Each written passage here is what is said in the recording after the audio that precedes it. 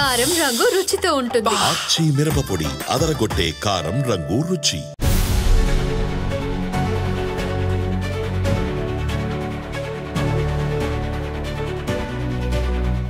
నమస్తే, welcome to Aadan మరో కోణం. నేను కిషోర్ కుమార్. నా వీడియోలు ఎక్కడా మిస్ కాకుండా డైరెక్ట్గా మీ ఫోన్కే మీ వాట్సాప్కే వచ్చి చేరాలనుకుంటే స్క్రీన్ మీద కనిపిస్తున్నటువంటి నంబర్కి వాట్సాప్లో హాయ్ అని ఒక చిన్న మెసేజ్ పెట్టండి. మా టీం ఎప్పటికప్పుడు నా వీడియోలని మీకు చేరవేస్తుంది. ఇది కేవలం వాట్సాప్ సర్వీస్ మాత్రమే. దయచేసి ఎలాంటి కాల్స్ స్వీకరించబడవు, ఎలాంటి కాల్స్ కూడా చేయొద్దు. ఇక అసలు పాయింట్కి వచ్చేస్తాను. జగన్మోహన్ రెడ్డిది 2 నాల్కల ధోరణి, వైసీపీది 2 నాల్కల ధోరణి. అసలు ఇంకా చెప్పాలంటే పచ్చిగా ఏ రోటికాడ పాట అక్కడ పాడేస్తారు వీళ్ళు, ఒక విధానం అంటూ లేదు అని చెప్పేసి క్లియర్గా చెప్పే ప్రయత్నం, విశ్లేషించే ప్రయత్నం, సాక్ష్యాలు ఆధారాలతో సహా సాక్ష్యాలు ఆధారాలని చూపించి మరీ ఎండగట్టేటటువంటి ప్రయత్నం అయితే నేను ఈ వీడియోలో చేయబోతున్నాను. సాక్ష్యాల ఆధారం అంటే ఏదో అభూత కల్పనలు కాదు, డాక్యుమెంటల్ ఎవిడెన్స్తో సహా చూపించి నిరూపించి నిగ్గు తేల్చి కడిగేసేటటువంటి ప్రయత్నం అయితే నేను ఈ వీడియోలో చేయబోతున్నాను. కాబట్టి ఎక్కడా స్కిప్ చేయకుండా ఆశాంతం చూడండి. చూసిన తర్వాత మీకు కూడా ఇదే అభిప్రాయం కలిగినట్టయితే నాకు మద్దతుగా కింద కమెంట్ రూపంలో మీ అభిప్రాయం తెలియజేసేటటువంటి ప్రయత్నం కూడా చేయండి. కమెంట్ చేయడం మాత్రం అస్సలు మర్చిపోవద్దు. ఇక అసలు పాయింట్కి డైరెక్ట్గా వచ్చేస్తాను. ఏ విషయంలో 2 నాల్కల ధోరణి, ఏ విషయంలో ఏ రోటికాడ పాట అక్కడ పాడతారని చెప్పేసి నేను కామెంట్ చేస్తున్నానంటే ఇంకేముంది, వాళ్ళ ఏకైక అజెండా ప్రతిపక్ష నేత హోదా. ఎస్, ప్రతిపక్ష నేత హోదా విషయంలో 2 నాల్కల ధోరణి ప్రదర్శిస్తున్నారు. అక్కడ పాడాల్సింది అక్కడ, ఇక్కడ పాడాల్సింది ఇక్కడ అన్నట్టుగా వాళ్ళ ప్రవర్తన ఉంది. దీనికి సంబంధించే కొంత పరిశోధన చేసి కొన్ని అనుమానాలతోటి RTI right to information act ప్రకారం కొన్ని డాక్యుమెంట్లు, కొన్ని ఆధారాలు అయితే మేము సంపాదించడం జరిగింది. అసలు ఫస్ట్ నాకు ఈ అనుమానం ఎందుకు కలిగిందయ్యా అంటే ప్రతిపక్ష నేత హోదా అనే విషయంలో అక్కడొక రకంగా ఇక్కడొక రకంగా. ఆంధ్రప్రదేశ్ లెజిస్లేచర్లో 2 సభలు ఉంటాయి, ఒకటి శాసనసభ, ఇంకోటి శాసన మండలి. మాకు అసలు ఏ రూల్స్ వద్దు, ఏ రెగ్యులేషన్స్ వద్దు, ఏ సాంప్రదాయాలు వద్దు, గతంలో ఏం జరిగిందో వద్దు, అన్నిటి పక్కన పడేయండి. మాకు మాత్రం జగన్మోహన్ రెడ్డికి మాత్రం ప్రతిపక్ష నేత హోదా ఇవ్వండి అని చెప్పేసి ఇక్కడ గొడవ చేస్తున్నారు కదా. ఆపోజిట్గా శాసన మండలిలో మాత్రం రూల్సు, రెగ్యులేషన్స్, చట్టాలు, సెక్షన్లు, సంప్రదాయాలు అన్నీ అనుసరించి అన్నిటినీ ఫాలో అయ్యి అక్కడ మాత్రం ప్రతిపక్ష నేత హోదా తీసుకున్నారు. నాకు ఫస్ట్ అనుమానం ఎక్కడ కలిగిందయ్యా అంటే దీని మీద పరిశోధన చేయడానికి జగన్మోహన్ రెడ్డి ప్రతిపక్ష నేత హోదా కోసం గొడవ జరుగుతున్నటువంటి సందర్భంలో ఆ హోదా ఆయనకు రాలేదు కానివ్వండి, కౌన్సిల్లో మాత్రం, శాసన మండలిలో మాత్రం 2 నేతలు ప్రతిపక్ష నేత హోదాను సంపాదించగలిగారు. ఫస్ట్ మొట్టమొదటిగా లేళ్ల అప్పిరెడ్డి, ఆయన శాసన మండలిలో ప్రతిపక్ష నేత అయ్యారు. ఇక ఆ తర్వాతే కొన్నాళ్ళకే ఖాళీ అయినటువంటి స్థానంలో ఎమ్మెల్సీగా పోటీ చేసి ఇనానమస్గా గెలిచినటువంటి బొత్స సత్యనారాయణ, సరే సీనియరు, సామాజిక సమీకరణాలు, రకరకాల కారణాల చేత లేళ్ల అప్పిరెడ్డిని తప్పించి ఆ స్థానంలో బొత్స సత్యనారాయణని శాసన మండలిలో ప్రతిపక్ష నేతగా జగన్మోహన్ రెడ్డి కూర్చోబెట్టారు. ఈ తంతంతా జరిగిపోయింది ఎప్పుడో 2024 ఆగస్టులోనే దాదాపుగా శాసన మండలిలో బొత్స సత్యనారాయణ ప్రతిపక్ష నేత అయిపోయాడు. ఇప్పటికీ స్టిల్ జగన్మోహన్ రెడ్డి ఆ హోదాను సంపాదించలేదు కానివ్వండి, ఫస్ట్ లేళ్ల అప్పిరెడ్డి, ఆ తర్వాత బొత్స సత్యనారాయణ ఇద్దరు ఆ హోదానైతే సంపాదించేశారు. ఆ క్రమంలోనే బొత్స సత్యనారాయణ కానీ లేళ్ల అప్పిరెడ్డి కానివ్వండి వాళ్ళని ప్రతిపక్ష నేతగా ఎలా గుర్తించారు, దానికి సంబంధించినటువంటి ప్రొసీజర్స్ ఏం జరిగాయి, ఏ రకంగా మీరు ఫాలో అయ్యారు, ఏ రూల్ ప్రకారం చేశారు, దానికి సంబంధించినటువంటి ఫైల్స్ కానివ్వండి, వివరాలు కానివ్వండి దయచేసి ఇవ్వండి అని చెప్పేసి మా టీం తరపున ఒక ఆర్టీఐ అప్లికేషన్ని మేము గతంలోనే ఆంధ్రప్రదేశ్ శాసన మండలిలో దాఖలు చేయడం జరిగింది. గుర్తుపెట్టుకోండి, చాలా ఇంపార్టెంట్ పాయింట్ అనమాట. అంటే జగన్మోహన్ రెడ్డికి రాలేదు, వాళ్ళిద్దరికి వచ్చేసింది. అడ్డగోలుగా ఇచ్చేసారా, రూల్స్ పాటించి ఇచ్చేసారా అనేటటువంటి అనుమానంతో ఒక ఆర్టీఐ అప్లికేషన్ అయితే ఇచ్చాం. సరే, అది కూడా కాస్త ఆలస్యమే మొత్తానికి 1 ఫైన్ డే మాకు ఆ ఫైల్స్ అనేవి దక్కాయి. ఆంధ్రప్రదేశ్ శాసన మండలి నుంచి లేళ్ల అప్పిరెడ్డి, బొత్స సత్యనారాయణకు సంబంధించినటువంటి వాళ్ళని ఏ విధంగా చేశారు, ఏ రూల్స్ ఫాలో అయ్యారనే అంశాలని పూర్తిగా వివరిస్తూ ఆ లెటర్లు కూడా జగన్మోహన్ రెడ్డి సాక్షాత్తు ఆయనే స్వయంగా మా అప్పిరెడ్డిని ప్రతిపక్ష నేతను చేయండి, లేదా మా బొత్స సత్యనారాయణ ప్రతిపక్ష నేతను చేయండి అని చెప్పేసి ఆయనే స్వయంగా పార్టీ అధ్యక్షుడు హోదాలో రాసినటువంటి లెటర్లతో సహా ప్రతి ఒక్కటి మాకు పంపించడం జరిగింది. ఆ లెటర్సు, ఆ ఫైల్స్ పరిశీలించిన తర్వాత అసలు గుట్టంతా బయటపడిపోయింది. ఎస్, ఇప్పుడు ఏ రూల్ అయితే వద్దనుకుంటున్నారో, ఏ రూల్ అయితే లేదనుకుంటున్నారో 10% సభ్యులు ఆ రూల్ని నెక్కచ్చిగా అక్కడ ఫాలో అయిపోయారు. ఇది మేం చెప్తుంది కాదు, వాళ్ళు ఇచ్చినటువంటి డాక్యుమెంట్స్లోనే ఉంది. ఎస్, ఒక్కసారి మనం ఆ లెక్కలు కూడా చూసినట్లయితే ఆంధ్రప్రదేశ్ కౌన్సిల్లో 58 మంది సభ్యులు ఉంటారు, మొత్తం సంఖ్య అన్నమాట.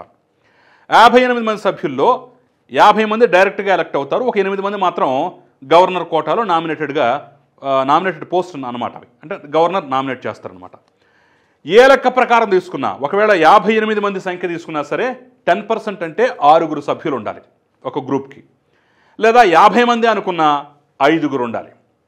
ఈ రెండు లెక్కల్లో ఏ లెక్క తీసుకున్నా సరే వైఎస్ఆర్ కాంగ్రెస్ పార్టీకి అంతకు మించి ఎక్కువే సంఖ్యాబలం ఉంది.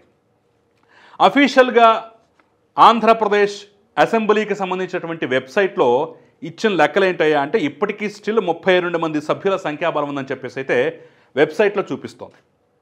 సరే, మరి అది ఏ లెక్క ప్రకారం చూపిస్తున్నారో, ఖాళీలని గుర్తించారో లేదో, లేదంటే ఇంకా ఏం జరిగిందో తెలియదు. మొత్తానికైతే అఫీషియల్ వెబ్సైట్లో అయితే ఇంకా 32 మంది సభ్యుల సంఖ్యాబలం ఉందని చెప్పేసి అయితే వాళ్ళు చెప్పేస్తున్నారు. సరే, కాస్త తీసివేతలు, వడపోతలు అవన్నీ తీసి పక్కన పెట్టినా కానివ్వండి, 29 మంది అయితే ఖచ్చితంగా వైఎస్ఆర్ కాంగ్రెస్ పార్టీకి ఇప్పటికీ సభ్యులు ఉన్నారు.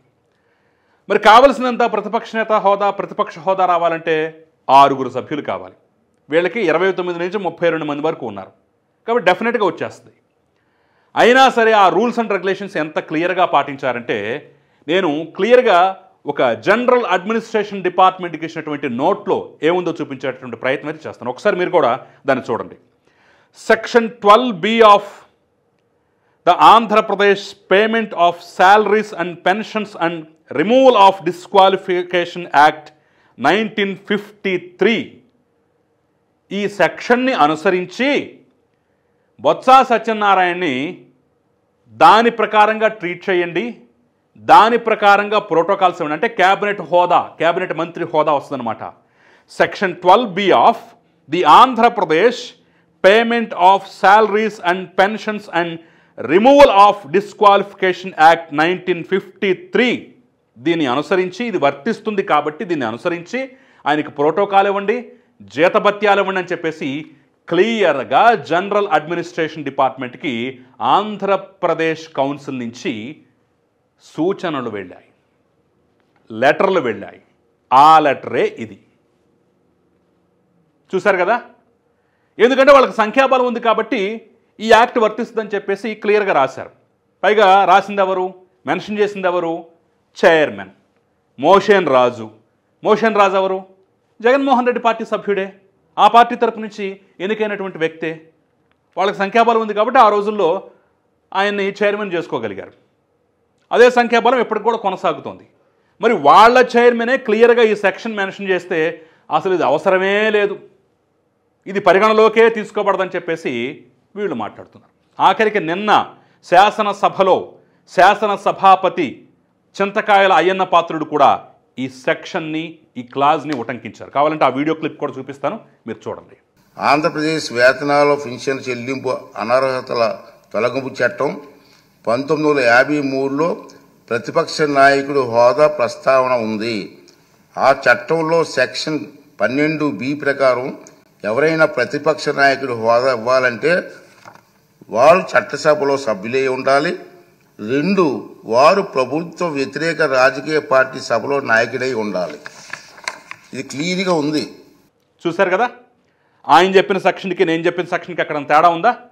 నిన్న చింతకాయల అయ్యన్న పాత్రుడు మాట్లాడిన మాటలకి ఇక్కడ క్లియర్గా మెన్షన్ చేయబడ్డటువంటి రూల్స్కి ఏమైనా తేడా ఉందా? లేదు. ఇంతకన్నా బ్రహ్మాస్త్రం లాంటి ఇంకో పాయింట్ చెప్తాను. 10% సంఖ్యాబలం.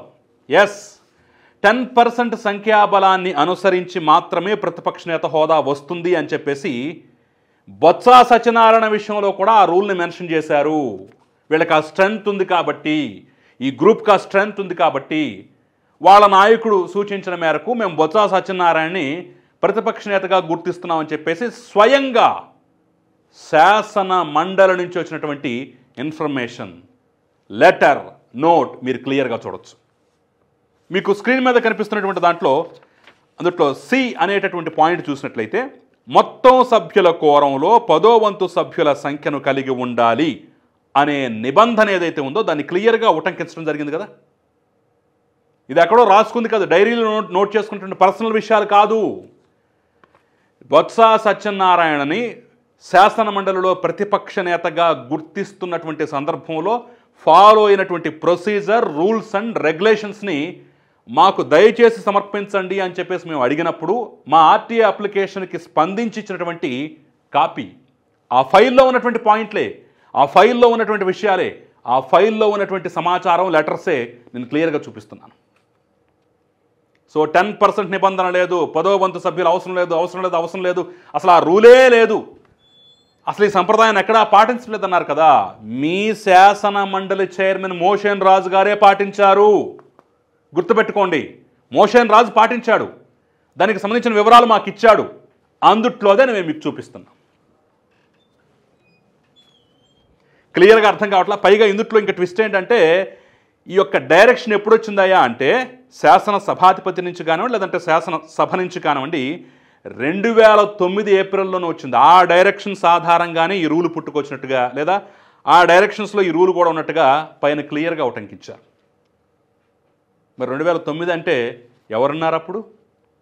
రాజశేఖర రెడ్డి హయాం కదా? క్లియర్గా అర్థం కావట్లేదా? ఇంకా చాలా ఉదాహరణలు కూడా కింద ఇచ్చారు. తెలంగాణ, ఆంధ్రప్రదేశ్, ఇలా చాలా ఉదాహరణలు కూడా చాలా క్లియర్గా మెన్షన్ చేశారు. సో దీన్ని బట్టి అర్థం కావట్లేదా? శాసన సభలో ఒకలాగా మాకు రూల్సే వద్దంటారు, వీళ్ళు వద్దన్న రూల్స్నే శాసన మండలిలో వాళ్లే పాటిస్తారు. దాని ప్రకారమే ప్రతిపక్ష నేతను గుర్తిస్తారు, దాని ప్రకారమే ప్రతిపక్ష నేత ఎంపిక జరుగుతుంది, దాని ప్రకారమే ప్రోటోకాల్స్, దాని ప్రకారమే జీతభత్యాలు, గౌరవ మర్యాదలు అన్నీ దక్కుతాయి. ఇక్కడ ఈ రూల్స్ వద్దంటారు, అక్కడ ఆ రూల్స్నే పాటిస్తారు. దీన్నే నేను 2 నాలుకల ధోరణి అంటాను. కాస్త బుర్రలో గుజ్జున్న ఎవడైనా సరే 2 నాలుకల ధోరణనే అంటాడు.